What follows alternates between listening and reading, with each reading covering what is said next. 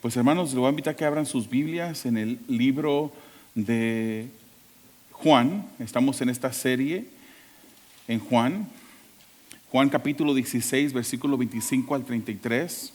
Esa serie llamada El aposento alto, 6 palabras que no puedes olvidar. 6 palabras que no puedes olvidar. El día de hoy tenemos la palabra paz.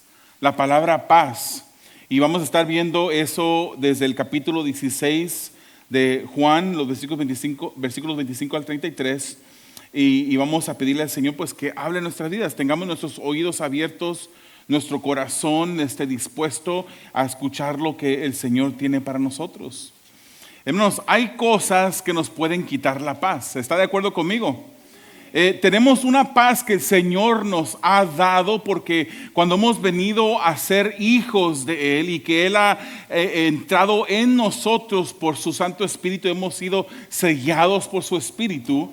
Sabemos que hemos recibido una paz que andábamos buscando por todo lugar y en muchas cosas diferentes. Pero cuando venimos al Señor, podemos nosotros disfrutar genuinamente de una paz que solamente Dios nos puede dar. Pero nuestro caminar, hermanos, hay veces que pasamos por situaciones en que son situaciones de aflicción, en la que la paz pareciera como que momentáneamente, temporalmente se nos escapa. Y tenemos aflicciones en nuestra vida. Hay cosas que ni siquiera podemos decirle aflicciones. Por ejemplo, le voy a platicar que esa semana, durante un día de la semana, yo perdí el sueño. Como usted sabe, tuvimos al pastor doctor David Ormachea la semana pasada en la conferencia de matrimonios, la conferencia matrimonial.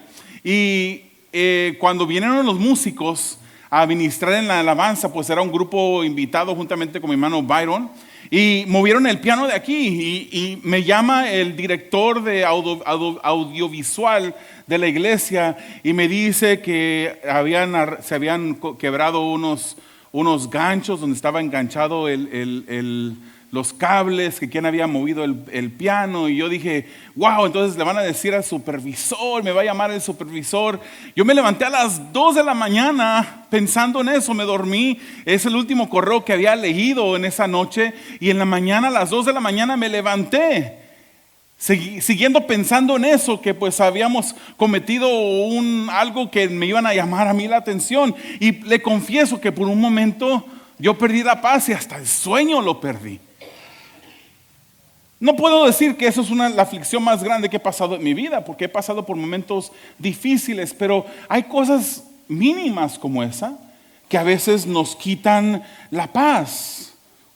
Por un momento esa paz se me fue hasta que me acordé que debía de ir a la oración.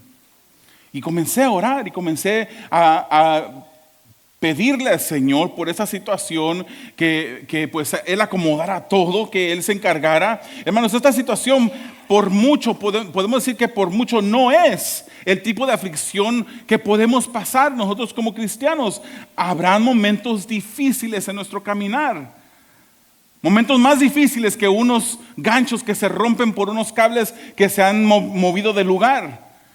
Habrá momentos difíciles que pasamos aflicción y podemos perder esa paz. Pero el pasaje de hoy, hermanos, de la manera como termina el versículo 33 del pasaje de hoy, dice: les he dicho estas cosas para que en mí tengan paz. ¿Qué cosas nos ha dicho el Señor? ¿Qué cosas le dijo Jesús a sus discípulos con el propósito de que sus discípulos tuvieran paz? Bueno, quiero decirle como una antesala al mensaje, eso ha sido la introducción, que el Señor Jesús les dio malas noticias, pero les dio promesas también juntamente con esas noticias. Entremos a la escritura, hermanos. En el primer punto, el amor que nos da paz. Juan 16, versículos 25, 26 y la primera parte del 27 dice así: les he dicho todo esto por medio de comparaciones, pero viene la hora en que ya no les hablaré así, sino que les hablaré claramente acerca del Padre.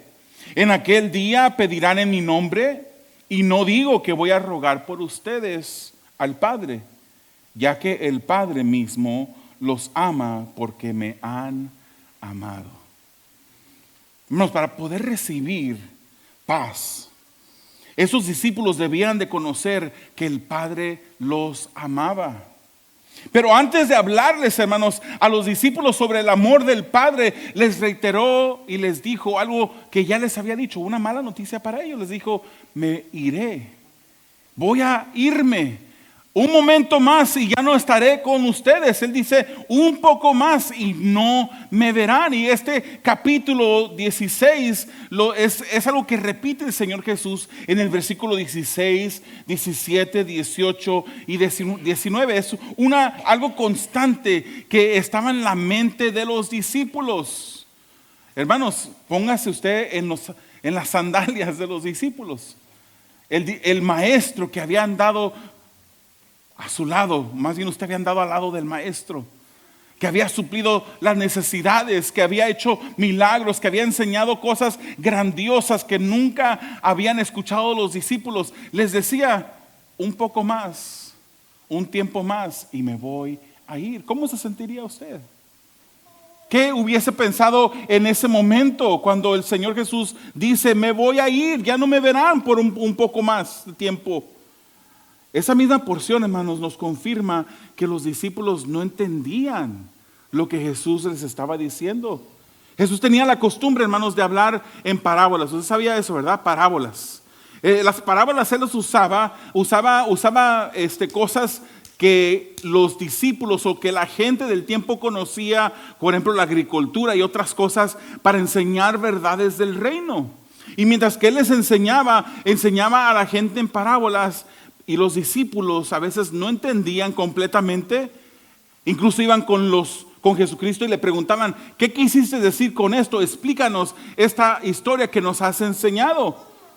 Pero hermanos, para otras personas, el que no entendieran estas parábolas era un juicio de Dios, porque en el grupo que escuchaba a Jesús, habían incrédulos. Y el Señor Jesús hablaba en parábolas para que ellos no creyeran, porque ellos primero habían manifestado su incredulidad.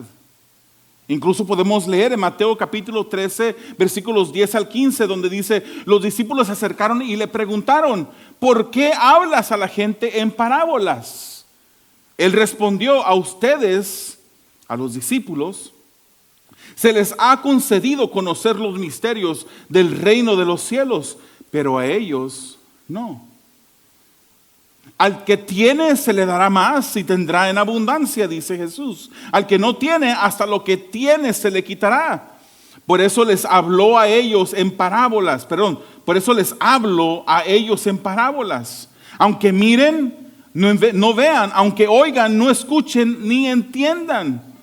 En ellos se cumple la profecía de Isaías, donde dijo: por mucho que oigan, no entenderán. Por mucho que vean, no comprenderán, porque el corazón de este pueblo se ha vuelto insensible. Ahí está la clave. El corazón del pueblo se había vuelto insensible. Se les han tapado los oídos y se les han cerrado los ojos. De lo contrario, verían con los ojos, oirían con los oídos, entenderían con el corazón, se arrepentirían y yo los sanaría. Pero este pueblo estaba insensible. Era un pueblo incrédulo, un pueblo que había cerrado su corazón a las enseñanzas del reino, y por eso no entendían. Y por eso es que Jesús les hablaba en parábolas, como un juicio a los incrédulos que no creían la palabra. Los incrédulos no entendieron lo que Jesús decía. Pero también los discípulos, hermanos, no entendían a totalidad, o como dicen por ahí en El Salvador, no entendían a cabalidad las parábolas y los sucesos hasta después de que Jesucristo ascendió a los cielos. Juan 12, versículo 16 nos dice que al principio sus discípulos no entendieron lo que sucedía. Solo después de que Jesús fue glorificado se dieron cuenta de que se había cumplido en Él lo que de Él ya se estaba escrito. A un momento después, cuando el Señor subió y ascendió al cielo, fue cuando estos discípulos se dieron cuenta de todo lo que se había escrito y cómo Jesucristo había venido a cumplir lo que se había escrito de Él en los profetas en el Antiguo Testamento. Hermanos, la hora venía cuando estos discípulos de Jesús entenderían lo que Él hablaba y lo entenderían completamente. Usted sabe el relato de Pentecostés. En Hechos capítulo 2, cuando el Espíritu Santo vino, y el Espíritu Santo vino enviado por el Hijo. Así lo dice Juan 15 y Juan 16, que Él enviaría, Él rogaría, Él enviaría también al Espíritu Santo. Y lo que no entendían lo iban a entender claramente. Y les dice a los discípulos aquí, en aquel día pedirán en mi nombre, pero no pedirán a Jesús. Ellos iban a ir directamente con el Padre y pedirle al Padre en el nombre de Jesús las cosas.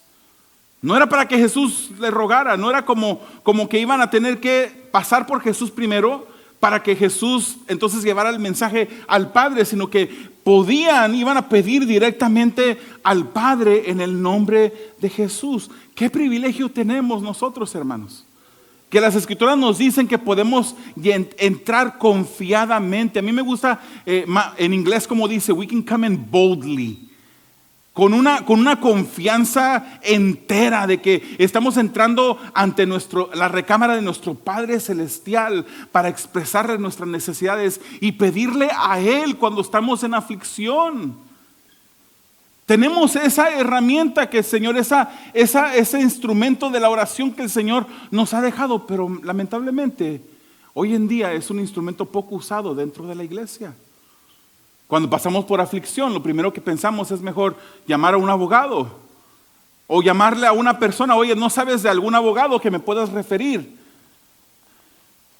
O llamamos al familiar, a alguien que conocemos, al patrón que sabemos tiene dinero y a lo mejor nos puede prestar, hacer un préstamo. Y no vamos a Dios. Cuando Dios, hermanos, está siempre dispuesto. A las 2 de la mañana, cuando yo me desperté, pensando en este correo electrónico que había leído y preocupado, estaba el Señor dispuesto a escucharme cuando yo fui a Él en oración. Él estaba dispuesto. El Hijo, hermanos, es la puerta al oído del Padre. Él es la puerta al oído del Padre. El Padre también ama a aquellos que aman a su Hijo. Juan 14:23 dice, le contestó Jesús, el que me ama obedecerá mi palabra y mi Padre lo amará. Hermanos, esto habla de una conversión, esto habla de una regeneración por medio del Espíritu Santo en nuestras vidas. Nosotros sin el Espíritu Santo no podemos obedecer la palabra de Dios. Sin ser regenerados no podemos obedecer lo que la palabra nos dice que el Padre quiere que nosotros hagamos. Entonces cuando el Espíritu Santo ha venido, somos sus discípulos y obedecemos su palabra y el Padre nos ama. El Padre ama a sus hijos, hermanos. Y dice la Escritura, vendremos a Él y haremos nuestra morada en Él. En el Antiguo Testamento el Espíritu Santo obraba y operaba en la tierra. Él es el que movió a los diferentes profetas a hablar, el que movió a los jueces a poder cumplir con hazañas que eran grandísimas, a personas que Él llamó para dirigir a su pueblo en la batalla. El Espíritu Santo estaba obrando en esta tierra, pero el Espíritu Santo nunca vivió dentro de aquellos que creyeron.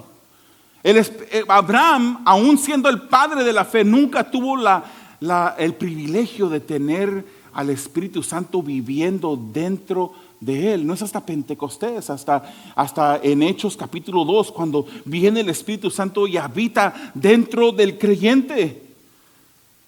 Y porque el Espíritu Santo habita en nosotros, hermanos, el amor que tenemos por el Hijo mueve al Padre a obrar de acuerdo a su voluntad para nuestro bien. Nosotros confiamos y nos apoyamos en la voluntad del Padre. Nosotros no declaramos, nosotros no decretamos, Nosotros no usamos esas cosas para dizque doblegar o doblarle el brazo al Señor para que el Señor no tenga de otra más que hacer lo que uno quiere. No, el Señor hace su voluntad. Y su voluntad, hermanos, ha de reinar en esta tierra y en nuestras vidas.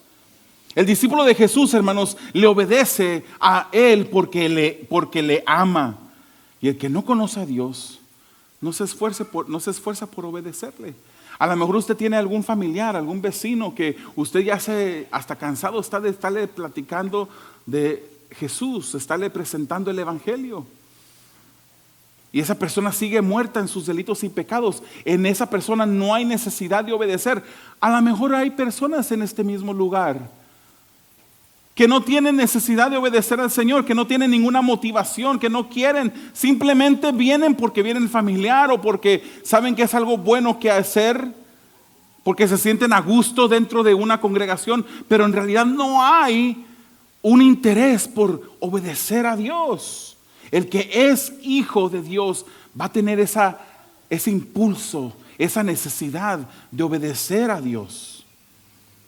Hay una frase, hermanos, que yo sé que la he dicho aquí, no la he dicho como yo diciéndola, sino que he hablado de ella. Una frase que se hizo famosa en el siglo XX, que dice: Dios ama al pecador y aborrece el pecado. Y es una frase, hermanos, mal entendida y mal usada por muchas personas. En muchos púlpitos se dice esto: Dios ama al pecador y aborrece el pecado, hermanos. Pero la Biblia nos enseña otra cosa muy diferente. Esta frase, hermanos, se le atribuye a San Agustín de Hipona, cuando él escribió Cum dilectioni hominum et odio vitorum, que quiere decir con amor a los hombres y odio a los vicios. Esta frase, hermanos, como ya le dije, se popularizó en el siglo XX, y lo que la palabra del Señor nos dice es completamente lo opuesto. Salmos 5:5, Salmos 7:11, Salmos 11:5 nos dice que el Señor examina a los justos, pero aborrece a malvados y a los que aman la violencia. ¿Ese es amor por los que hacen violencia? Esos son los pecadores. El Señor en verdad ama a esos que pecan como ama a sus hijos. No podemos decir que el Señor ama a los pecadores y aborrece el pecado, porque si lo decimos y lo creemos y lo declaramos con nuestros labios, estamos contradiciendo lo que la Biblia dice, hermanos. La palabra del Señor dice que el pecador está continuamente enemistado con Dios. Cuando Dios dice que el juicio vendrá para aquellos que pecan, para aquellos que no aman su ley, no está diciendo voy a enviar al pecado al infierno, sino que Él enviará al pecador no arrepentido al infierno. Esa es la realidad de las Escrituras. Sabemos, hermanos, que Dios es amor. No podemos decir que Dios no es amor, porque también estaríamos contradiciendo las Escrituras. Dios es amor. Dios demuestra amor por los suyos, y también hay escrituras que nos dicen que Dios se ha portado de una manera amorosa para con el mundo. Entonces, ¿cómo reconciliamos las dos cosas? El pecador está enemistado, Dios está airado, de acuerdo a las escrituras, con el pecador, pero en su amor Él ofrece a su Hijo para que todo el que crea en Él no se pierda, dice las escrituras.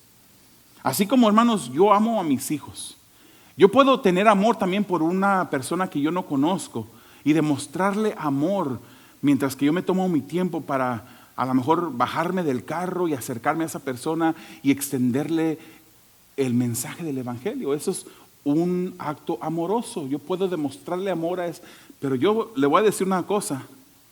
Seré hipócrita yo decirle a usted, yo amo a esa persona que nunca he conocido igual que como amo a mis hijos. No es lo mismo. No es lo mismo. Yo amo más a mis hijos que a los inconversos. Los amo de una manera diferente. Hermanos, cuando vemos en Juan 3:16 el amor que se expresa hacia el mundo, en Juan 3:16 vemos esa palabra de agapao.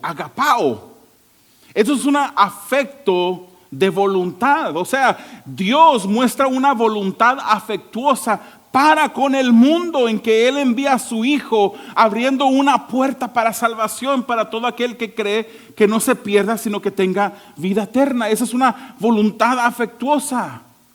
Pero para los suyos, hermanos, el amor que usa aquí en el versículo 27 del pasaje de hoy, usa la palabra fileo. Hermanos, a mí me encanta el griego, porque el griego es tan específico. En griego hay más de un tipo de amor, una palabra para amor. Nosotros decimos amor y podemos estar refiriéndonos a diferentes tipos de amor, pero en griego es tan específico que está agapao, ágape, está fileo, están otros tipos de amor que son más específicos y significan algo diferente. Cuando en el versículo 27 las escrituras nos dice que a sus discípulos Dios los ama, está usando la palabra fileo. Esto es un afecto profundo, un afecto bondadoso, especial por aquellos que son sus hijos. Entonces escuchamos esa frase: Dios ama al pecador y aborrece al pecado. Por lo menos deberíamos de aprender a mirar esa frase diferente y entender que Dios no está contento con el pecador, que el Dios va a ejercer su juicio sobre el pecador en el día final. Un pecador al que se le dice que Dios lo ama, hermanos. Imagínense. Si yo le digo a todos ustedes, aunque no sean cristianos, Dios los ama, ¿qué voluntad, qué razón, qué motivación tiene usted para venir a Jesús? Si ya Dios lo ama, sigue viviendo tu vida como la estás viviendo. Sigue en el pecado que estás viviendo, que al cabo Dios te ama. Hermanos, eso sería cruel de mi parte decirles yo a ustedes y dejarlos en su pecado, dejarles vivir como están viviendo y no decirles lo que la palabra del Señor los dice. A los discípulos de Jesús, Jesús les dice: tengan paz en el amor del Padre al cual podían ir directamente. Usted puede tener paz en medio de la aflicción, hermanos. Por el amor que hemos recibido de parte del Padre podemos tener paz. ¿Cuántos están pasando por aflicción? Solamente hay dos tipos de cristianos: aquellos que están pasando por una aflicción en este momento, y los otros, la otra mitad o la otra parte va a pasar por aflicción. Esta palabra va a ser necesaria que usted la recuerde, porque el Padre lo ama o la ama a usted si usted es hijo o hija verdadera de Dios. Y el amor va a traer paz a nuestras vidas. Pasamos por aflicción, hermanos, pero miramos a Él para que nuestra paz se fortalezca. Y eso no quiere decir que el Señor nos va a librar inmediatamente de la aflicción. Cuando me levanté a las 2 de la mañana, yo empecé a orar y sentí un alivio, hermanos. Yo sé que esa conversación todavía viene, porque apenas no he visto al director todavía. Iba a venir hoy antes del servicio a hablar conmigo. No lo he visto, Dios no le permitió que llegara. Yo sé que yo voy a platicar con él y voy a tener que platicar con él, pero todo está bien. Dios está en control. Dios usó, hermanos, la conferencia de una manera tan bonita que los que no vinieron se perdieron, hermanos. ¿Cómo es posible que algunos no pudieron porque trabajan, etcétera, pero algunos, pudiendo venir, no quisieron venir, no quisieron registrarse? ¿Cómo es posible, hermanos, que no seamos capaces de invertir en nuestro matrimonio? El invertir en un tiempo como este, hermanos, especialmente, yo puedo decir que yo he ido a muchas conferencias matrimoniales, pero esta conferencia Dios la usó de una manera especial. Y hubiese sido una buena inversión para todos aquellos que no vinieron. Es que a veces no ponemos las prioridades correctas en nuestras vidas. Repito, sé que algunas personas no vinieron porque no pudieron. A lo mejor algunas personas no tuvieron con qué pagar. Pero pues hubiesen, para la próxima, acérquese a mí y pregunte sobre eso. No tenga vergüenza. Hermanos, segundo punto, la fe que nos mantiene en paz. La fe que nos mantiene en paz. Sigamos leyendo el versículo 27. Dice así: y han creído que yo he venido de parte de Dios. Salí del Padre y vine al mundo. Ahora dejo de nuevo el mundo y vuelvo al Padre. Ahora sí estás hablando directamente, sin vueltas ni rodeos, dijeron sus discípulos. Ya podemos ver que sabes todas las cosas. Ni siquiera necesitas que nadie te diga preguntas, porque por esto creemos que saliste de Dios. ¿Ahora creen?, contestó Jesús. Miren que viene la hora, y ya es la hora, en que ustedes serán dispersados, cada uno se irá a su propia casa y a mí me dejarán solo. Sin embargo, solo no estoy, dijo Jesús, porque el Padre está conmigo. Para poder mantenerse en paz, hermanos, estos discípulos debían seguir creyendo en Jesús. Creer, hermanos, es fe. Debían seguir creciendo en su fe. El amar al Hijo es creer. Tener fe sabiendo que el Hijo salió del Padre, que el Hijo es también divino. Juan capítulo 1, versículo 1 dice que en el principio era el Verbo y el Verbo estaba con Dios y el Verbo era Dios. Y si vemos más adelante en ese capítulo 1 de Juan, nos dice que este Verbo se hizo carne y habitó entre nosotros. Seguimos su gloria como del unigénito del Padre. Ese Verbo, ese Hijo existió desde la eternidad pasada. Siempre fue Dios. Y salió del Padre porque Él es divino. Juan 8:24 nos dice: por eso les he dicho que morirán en sus pecados. Esas son palabras de Jesús. Pues si no creen que yo soy el que afirmo ser, en sus pecados morirán. Jesús se identifica con ese yo soy con el cual se identificó Dios a Moisés cuando miró Moisés la zarza ardiendo que no se consumía en Éxodo capítulo 3. Él se identificó con Dios mismo. Debían tener fe de que el Hijo había venido a salvar, de acuerdo a Mateo 20:28, y ahora dejaba el mundo y se regresaba al Padre. Hermanos, parece ser que los discípulos por fin entendían, porque en el versículo 29 al 31 les dice: ahora sí estás hablando claro, Jesús, ahora sí te estamos entendiendo, ya no estás hablando con rodeos. Pero allí ellos entendían cuál era el origen, cuál era su obra de redención, que Él regresaba al Padre, que el amor del Padre era para ellos y que ellos tenían acceso al Padre. Estaban entendiendo, por fin entendían quién era Jesús, los discípulos. Pero parecía ser como que Jesús les decía que su fe debía aún de crecer más.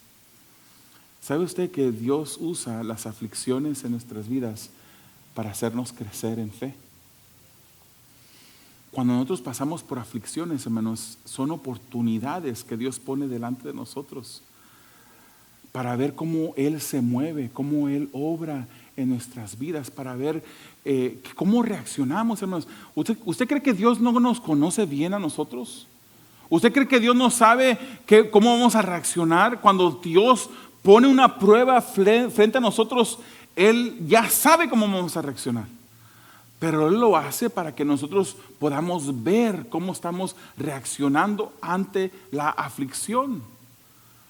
Esos momentos de aflicción, hermanos, son momentos de creer, son momentos de correr a Dios. A veces he hablado con personas, no necesariamente de esta congregación, no se ponga a pensar quién será.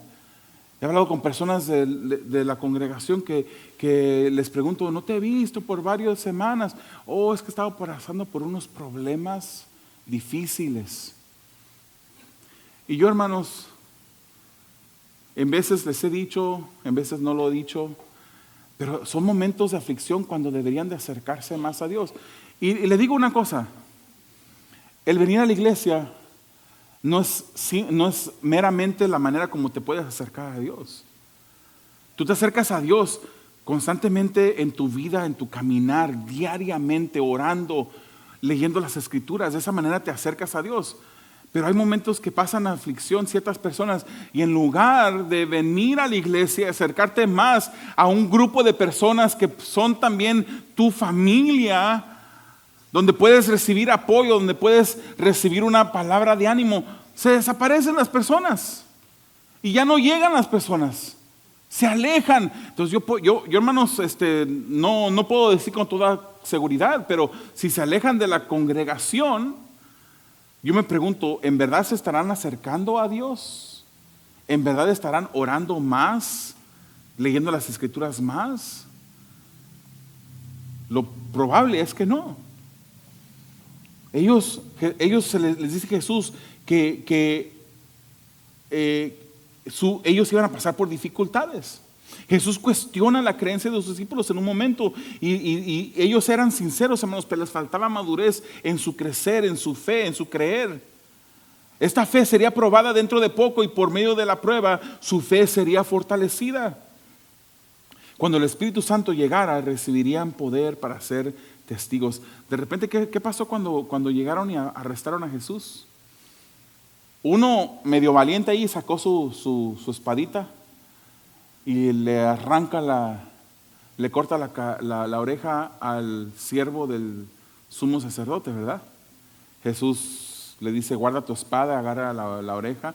Me imagino que se agachó a agarrarla, ¿no? Del piso, me imagino yo, y se la coloca para atrás al siervo. Pero ¿quién se quedó con Jesús? Todos lo abandonaron. Todos lo dejaron solo a Jesús. Vendría el momento de la prueba y de la aflicción. Estaban todos escondidos. Cuando Jesucristo fue crucificado, arrestado, estaban todos escondidos. Estaban atemorizados.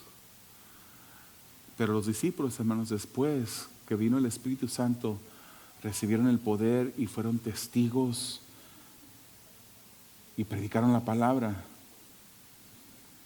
Punto final, la confianza que incrementa nuestra paz. Leamos el versículo 33. Yo les he dicho esas cosas para que en mí hallen paz. En este mundo afrontarán aflicción, pero anímense, yo he vencido al mundo. Para poder crecer en paz, hermanos, ellos debían de confiar, de creer en Jesús.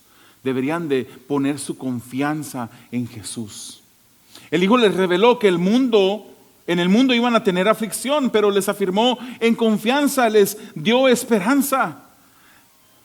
Ya antes les había hablado sobre la aflicción. En Lucas 21, del 8 al 24, les dijo que iban a venir falsos maestros, que iban a venir guerras. Les habló de revoluciones, de nación contra nación, de reino contra reino, que iban a venir grandes terremotos, que iban a haber hambres y epidemias. Les dijo que les iban a echar la mano, que los iban a perseguir, que los iban a entregar a cárceles y que serían enjuiciados, que serían traicionados por sus padres, por sus hermanos, por sus parientes, amigos, y que algunos incluso iban a morir, les dijo. Les dijo que los odiarían por causa del nombre de Jesús. Qué buenas noticias, ¿verdad que sí? Imagínense ser un discípulo de Jesús, le dice, todo eso te va a pasar por amor a mí, porque me amas a mí, porque me sigues a mí, todo eso te va a pasar. Pero confía, ten paz. Yo ya he vencido. Hermano, aunque el libro de Juan no menciona todas estas cosas que Jesús le está diciendo en Lucas 21 es un pasaje que antecede al pasaje que estamos aquí. O sea, dígame si no iban a estar los discípulos preocupados, si iban a sentir incertidumbre, qué es lo que va a pasar con ellos. ¿Cómo es posible, hermanos, tener paz en medio de tanta aflicción, de tantas malas noticias? Hoy en día, de acuerdo a lo que está pasando en el Medio Oriente, se levantó una alarma de posibles ataques aquí en la costa oeste de California. ¿Cuántos ya hicieron su maleta para moverse de California e irse más al centro de Estados Unidos? Porque si se va muy al este, va a llegar hasta la costa este, ya también puede sufrir problemas. ¿Cuántos de ustedes ya hicieron sus maletas? No, hermanos, estamos confiados. Dios ya tiene el día designado en que nosotros nos presentaremos delante de Él. Podemos estar confiados. No le digo que si suenan las alarmas y que si sale las alarmas en nuestros teléfonos que debemos de refugiarnos, refúgiese. No diga, no, pues yo me voy a salir afuera para ver el escenario, que al cabo Dios me cuida. No, hermanos, ejerzamos algo de cuidado, obviamente, pero estamos tranquilos. Estamos en paz porque Él cuida de nosotros. Él nos guarda. Nuestra esperanza no está en nada perecedero, hermanos, sino en lo eterno. No confíes en lo que tú tienes, en tus casas, en tus carros, en la cuenta que tú tienes en el banco.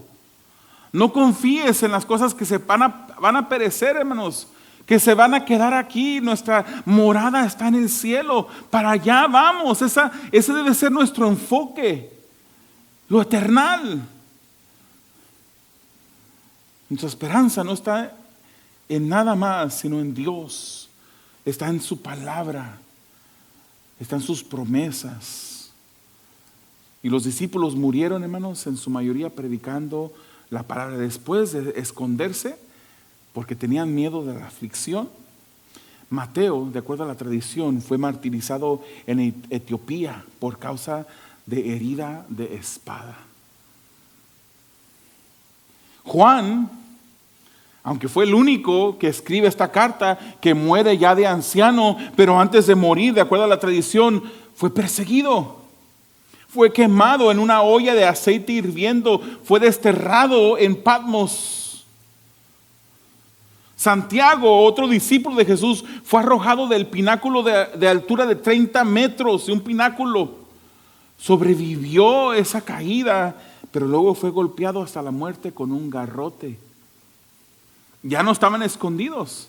Estos eran los mismos discípulos que después de que fueron arrestados en el libro de Hechos y fueron golpeados por predicar en el nombre de Jesús, se les dijo, no prediquen más eso. Pero salieron y dijeron, nos es menester, nos es necesario obedecer a Dios antes que los hombres, y siguieron predicando. Esos discípulos. Bartolomé, hermanos, fue martirizado a latigazos hasta la muerte por predicar a Jesús. Andrés, crucificado en Grecia después de ser azotado sangrientamente. Y al aproximarse a la cruz, él dijo, tengo mucho deseando y esperando este grato momento. Y por días continuó vivo en la cruz predicando a los que lo custodiaban. Tomás, aquel que primero había dicho, si yo no veo, no voy a creer. Él fue traspasado por una lanza en la India, de acuerdo a la tradición, durante un viaje misionero. Esos hombres, hermanos, tenían paz.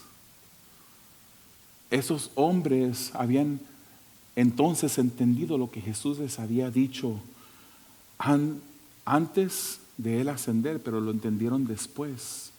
Y se convirtieron, hermanos, en hombres dirigidos por el Espíritu de Dios, predicando por todo lado. En un tiempo cuando la persecución era real. Aquí tenemos la confianza, la satisfacción, la calma de que ahorita salimos, hermanos, de aquí de este servicio, nos vamos de aquí a la esquina, hasta con un autoparlante que está por ahí guardado, y predicamos y no tenemos riesgo de que nos pase lo que les pasó a los discípulos. Si acaso alguien nos pueda gritar, nos puede ofender.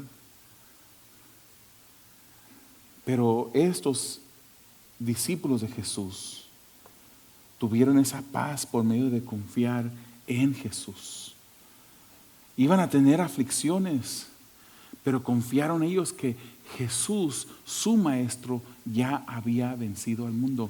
¿Qué confianza tienes tú? Cuando pasas por las aflicciones, ¿a quién corres? ¿Qué es lo que tú buscas? Hermanos, podemos tener paz en medio de la aflicción por la confianza que hemos recibido.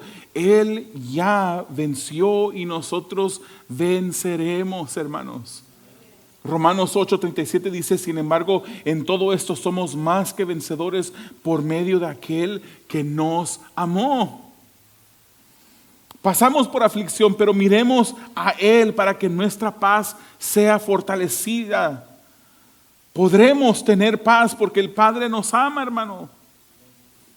Porque hemos puesto nuestra fe en el Hijo y porque podemos confiar en sus promesas.